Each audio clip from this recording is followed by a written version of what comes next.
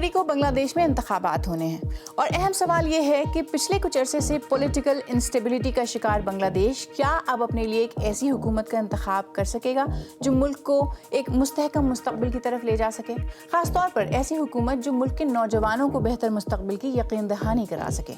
मैं हूं समरा फातिमा और ये आज BBC न्यूज़ उर्दू के प्रोग्राम जहानुमा की हमारी टॉप स्टोरी है।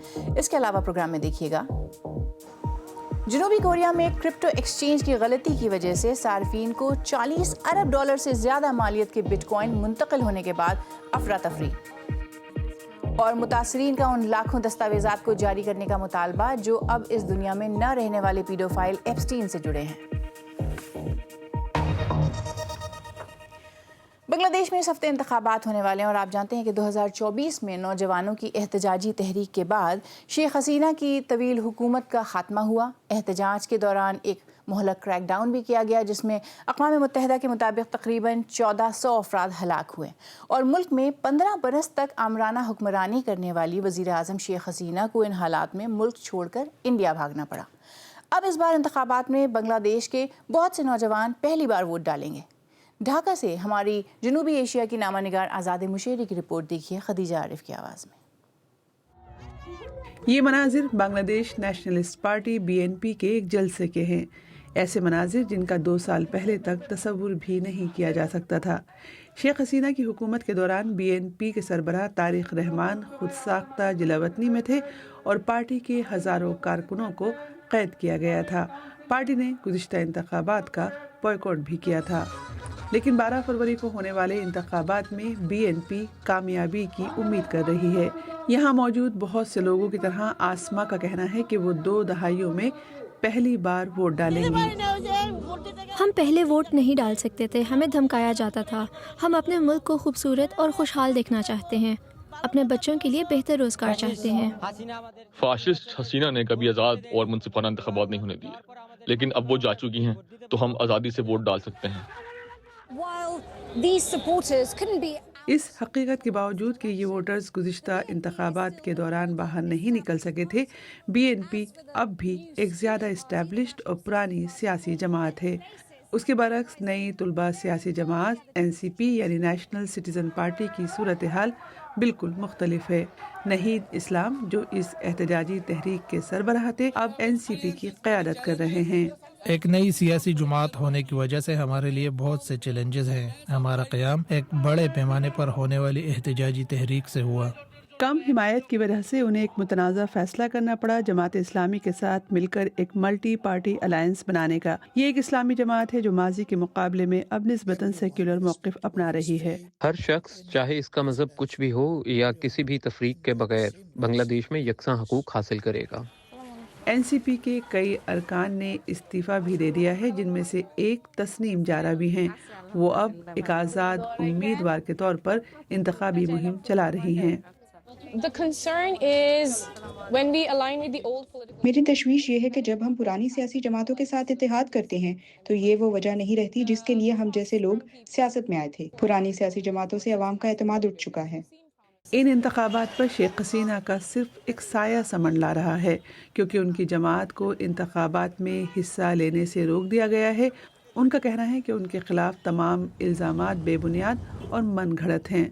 हमने शेख हसीना की जमात के एक कारकुन से मुलाकात की जो इस वक्त रूपोश है। अवामी लीग के बगैर आज़ाद और मुनसिफाना इंतखाबात मुमकिन नहीं। अवामी लीग के कुछ लोगों से गलतियां ज़रूर हुई हैं, इसमें कोई शक नहीं, लेकिन आज भी शेख हसीना और अवामी लीग के लिए अवाम के दिलों में मोहब्बत मौजूद है। कुछ लोगों के लिए ये एक जमात को अंधेरे में धकेलने के मुतरादिफ है, जबकि दूसरों के नज़दीक ये एक ऐसे मुस्तकबिल की राह हमवार करता है जो इम्कानात से भरपूर है और माजी से निजात की उम्मीद दिलाता है। और इस वक्त वहाँ के ताज़ा हालात के बारे में मज़ीद बात करने के लिए इस वक्त स्टूडियो में मेरे साथ मौजूद हैं BBC उर्दू सर्विस के रफ़ाक़त अली। रफ़ाक़त साहब बहुत शुक्रिया। सबसे पहले हमको ये बताइए कि पॉलिटिकल कैंपेन्स वहाँ जारी हैं, क्या बातें हाईलाइट की जा रही हैं, किस तरह का माहौल नज़र आ रहा है?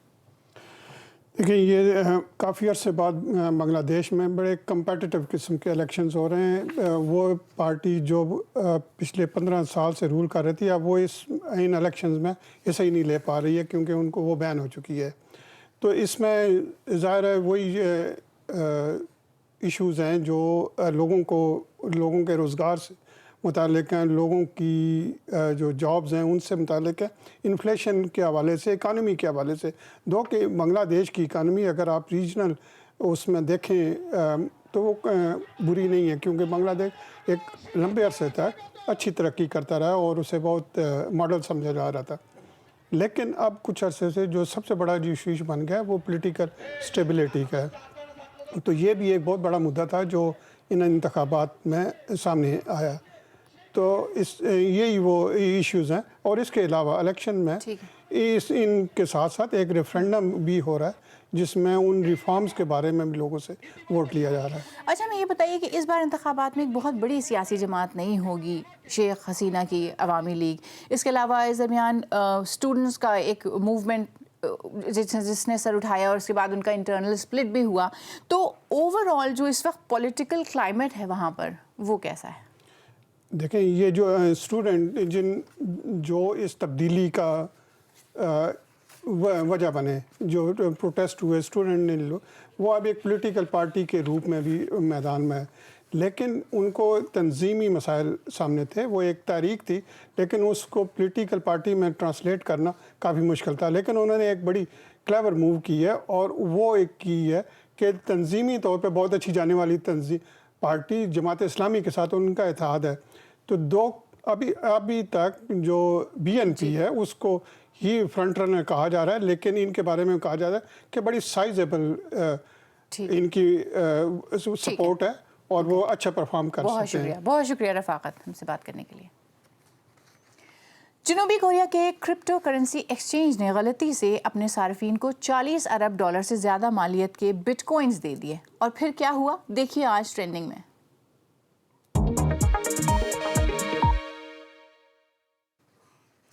دراصل بٹ ہمپ نامی کرپٹو کرنسی پلیٹ فارم نے اپنے صارفین کو 2000 وون یعنی $1.37 کا ایک چھوٹا سا نقد انعام دینے کا منصوبہ بنایا تھا. لیکن جمعے کو انہوں نے 2000 وون کے بجائے غلطی سے صارفین کو 2000 بٹ کوائنز ٹرانسفر کر دیے اور بیٹھے بٹھائے کچھ لوگ تھوڑی ہی دیر کے لیے صحیح لیکن کروڑ پتی بن گئے. بٹ ہم کا کہنا ہے کہ انہیں جلد ہی اپنی غلطی کا احساس ہو گیا تھا اور پھر وہ تقریباً تمام کرپٹو ٹوکنز واپس حاصل کرنے میں کامیاب بھی ہو گئے ہیں. اس غلطی کے لیے کمپنی نے صارفین سے معذرت کی. کمپنی کے مطابق اس واقعے کے 35 منٹ کے اندر ہی تمام 695 متاثرہ صارفین کے اکاؤنٹ سے ٹریڈنگ اور پیسے نکالنے کی سہولت محدود کر دی گئی تھی اور کمپنی غلطی سے بھیجے گئے بٹ کوائنز میں سے 99.7% کو واپس حاصل کرنے میں کامیاب بھی ہو گئی ہے. سوشل میڈیا پلیٹ فارمز پر یہ سوال بھی پوچھا جا رہا ہے کہ جو 0.3% بٹ کوائنز ریکور نہیں ہو سکے ان کا کیا ہوا. سائمن یونگ لکھتے ہیں میں حیران ہوں کہ کچھ یوزرز اتنی تھوڑی سی دیر میں اپنے پاس آیا حصہ بیچنے میں کامیاب ہو گئے اور میں یہ موقع گوا بیٹھا. ایک دیگر اکاؤنٹ SIG لیب سے لکھا گیا کہ اس غلطی کے لیے لگتا ہے کسی نہ کسی کی نوکری تو ضرور جائے گی. اور ایکس ہینڈل ریئل بیری سے لکھا گیا کہ یہ جنوبی کوریا کی تاریخ میں کاپی پیسٹ کی وجہ سے ہونے والی اب تک کی شاید سب سے مہنگی غلطی ہوگی. کمپنی کے مطابق اس معاملے کا بیرونی ہیکنگ یا سیکیورٹی سے کوئی تعلق نہیں ہے، جبکہ جنوبی کوریا کے فائنینشیل ریگولیٹر نے کہا کہ اگر کسی بھی غیر قانونی سرگرمی کا ثبوت ملا تو اس بارے میں باضابطہ تحقیق کی جائے گی.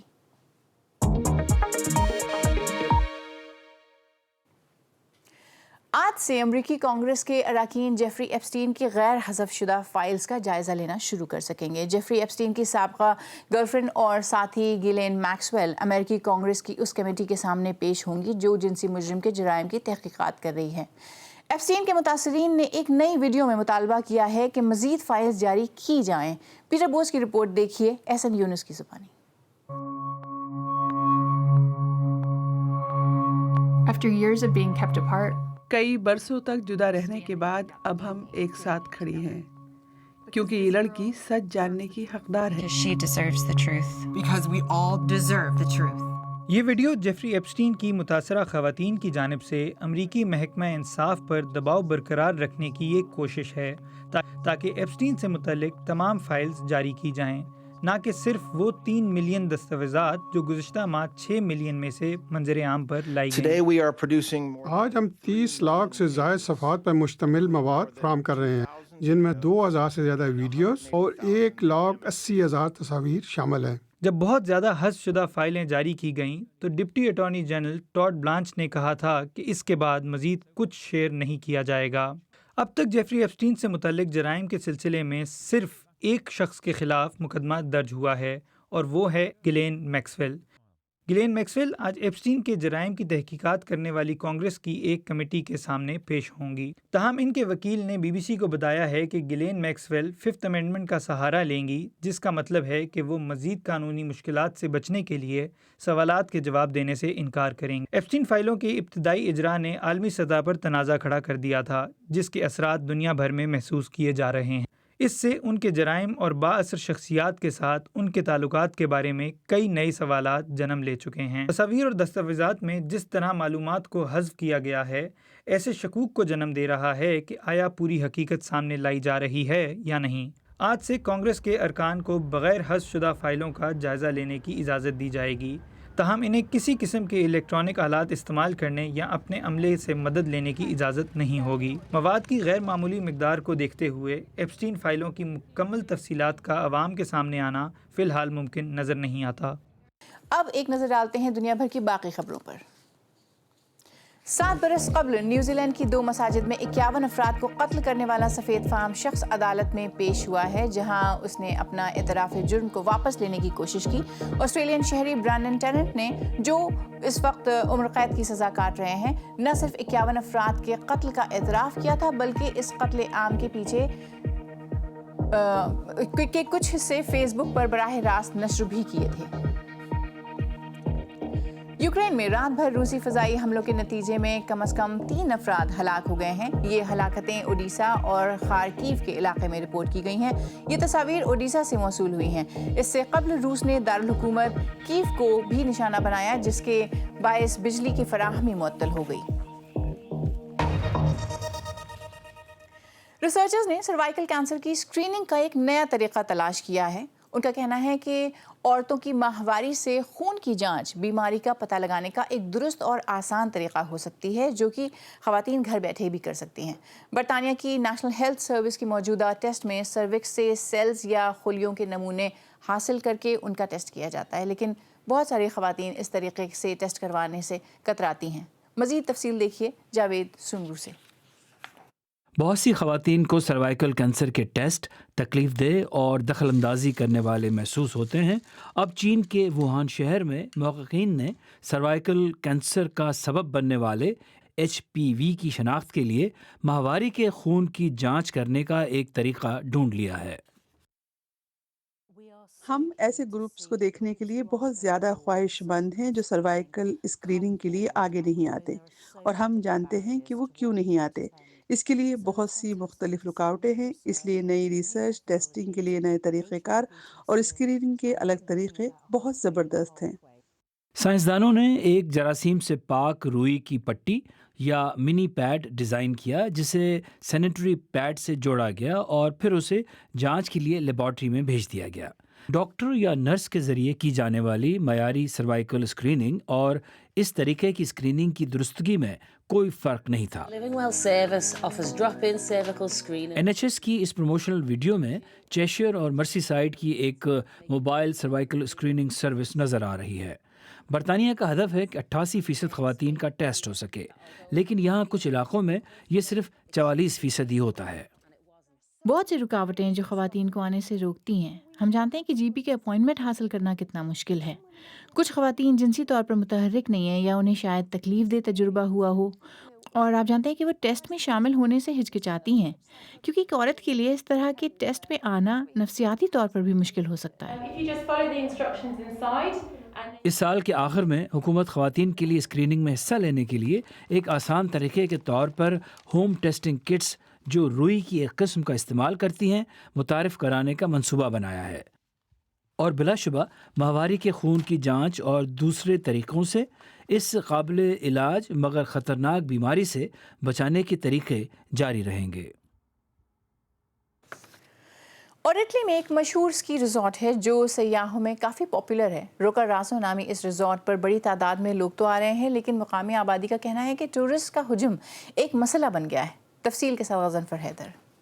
یہ ہے روکاروسو، اٹلی کے ابروزو کے پہاڑی علاقے میں واقع ایک چھوٹا سا اسکی ریزورٹ، جہاں برف باری میں کمی اور سیاحوں کی بڑھتی ہوئی تعداد نے مقامی لوگوں اور مہمانوں کے درمیان کشیدگی پیدا کر دی ہے۔ ہر ہفتے نیپل سے کئی بسیں یہاں آتی ہیں، جہاں لوگ پہاڑوں کے خوبصورت برفیلے مناظر سے لطف اندوز ہوتے ہیں، لیکن کم برف باری اور سیاحوں کے بڑھتے ہوئے ہجوم نے شہر کی انتظامیہ کے لیے نئے سوالات کھڑے کر دیے ہیں۔ مقامی لوگ اس صورتحال پر دو گروہوں میں بٹے ہوئے ہیں۔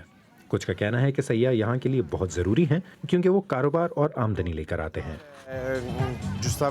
نمبر محدود کرنا درست ہے کیونکہ گاؤں میں 50,000 لوگ نہیں آ سکتے، یہاں کوئی سہولیات یا انفراسٹرکچر نہیں ہے۔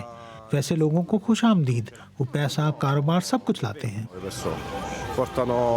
دوسری جانب کچھ لوگ اس بات سے پریشان ہیں کہ یہاں آنے والے لوگ ماحول، فطرت اور کھیل کے اصل تصور کو نقصان پہنچا رہے ہیں۔ لوگ یہاں اسکیئنگ کرنے آتے ہیں، نہ کہ محض پارٹی کرنے، لیکن پھر وہ لوگ جو اسکیئنگ نہیں کرتے یہاں آ کر ماحول، فطرت اور کھیل کے تصور کو تھوڑا خراب کر دیتے ہیں۔ روکاروسو کا یہ منظرنامہ بڑے اسکی ریزورٹ سے مختلف ہے۔ یہاں بہت سے لوگ صرف برف دیکھنے، سلائیڈز چلانے یا چیئر لفٹ سے مناظر دیکھنے آتے ہیں۔ ان میں اصل اسکیئنگ کے شوقین کم ہی ہوتے ہیں۔ کچھ لوگوں کا کہنا ہے کہ سیاحوں پر پابندی لگانا مناسب نہیں، کیونکہ ہر شخص کو آزادی ہونی چاہیے کہ وہ جہاں چاہے جا سکے، بس وہ مہذب انداز میں برتاؤ کریں۔ نہیں، یہ بات مزے کا خیز ہے کہ کسی کو پابند کیا جائے۔ لوگ آزاد ہیں کہ جہاں چاہیں جائیں، بس انہیں مہذب ہونا چاہیے۔ ماحولیاتی سائنسدانوں کا کہنا ہے کہ یورپ میں موسموں کے گرم ہونے کی وجہ سے قدرتی برف کم ہوتی جا رہی ہے، جس سے اسکی ریزورٹس کو نئے چیلنجز کا سامنا ہے۔ روکاروسو کا یہ مسئلہ صرف ایک مقامی تنازع نہیں بلکہ پہاڑی سیاحت کے مستقبل کا ایک اہم سوال ہے، جہاں مقامی کمیونٹیز کے لیے سیاحوں کی ضروریات اور بدلتے ہوئے ماحولیاتی حالات کے درمیان توازن قائم کرنا ضروری ہو گیا ہے۔ غضنفر حیدر۔ تو آج پروگرام میں بس اتنا ہی۔ سمرا فاطمہ کو اجازت دیجیے۔